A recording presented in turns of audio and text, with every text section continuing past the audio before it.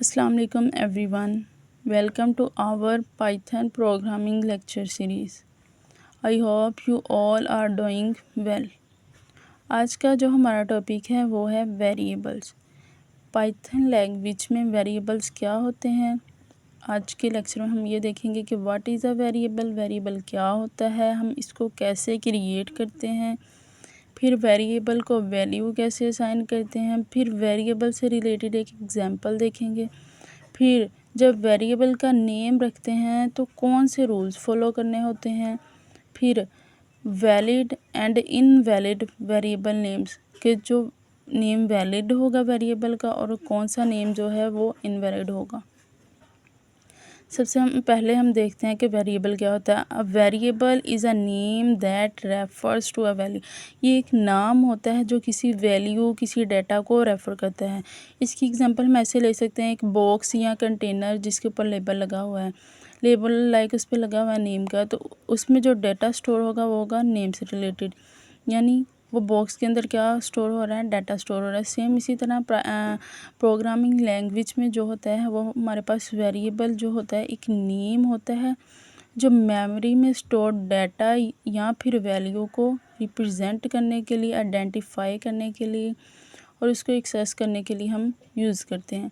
Variable use होता है data को स्टोर करने के लिए, डाटा को मैनेज करने के लिए, और जब कभी भी हमें प्रोग्राम में कहीं भी इसकी ज़रूरत पड़े तो हम इस डाटा को यूज़ कर सकते हैं, इसमें चेंजेस कर सकते हैं वेरिएबल के थ्रू।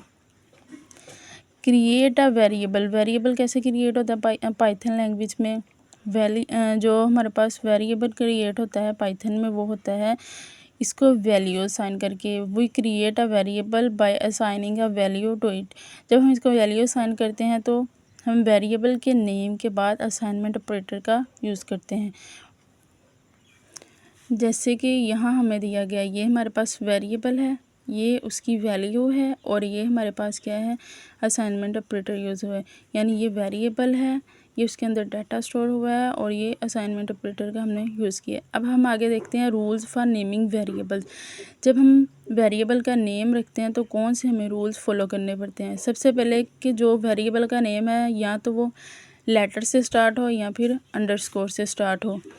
उसके बाद हमारे पास है कि वेरिएबल नेम नंबर से स्टार्ट नहीं हो सकता, लाइक जैसे ये लिखे हुआ टू एज, तो ये वेरिएबल का इनवैलिड हम कह सकते हैं, ये वेरिएबल नेम है, वैलिड वेरिएबल का नेम नहीं है।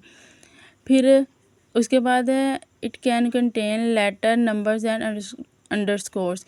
इसके अंदर लेटर भी हो सकते हैं वेरिएबल नेम के अंदर, अंडरस्कोर भी और नंबर्स भी हो सकते हैं। लाइक जैसे हमने ये लिखा है एज 2। पहले हमने ये एक कंडीशन, एक रूल पढ़ा था कि जब हम वेरिएबल का नेम रखते हैं तो स्टार्ट से वो नंबर, उसके स्टार्ट पे नंबर नहीं होना चाहिए, लेकिन बाद में हम नंबर का यूज़ कर सकते हैं। Variable names are case sensitive, या variable names are case sensitive का मतलब है कि ये अपर और लोअर लेटर को डिफरेंट समझता है। यानी कि अगर हमने नेम इस तरह लिखा है तो ये उसके लिए डिफरेंट है। अगर हम वेरिएबल के नेम रखते हुए कैपिटल एन यूज़ करेंगे तो वो उसके लिए डिफरेंट है। Python keywords can not be used as a variable name. Python keywords यानी जो रिजर्व्ड कीवर्ड होते हैं, लाइक इफ़,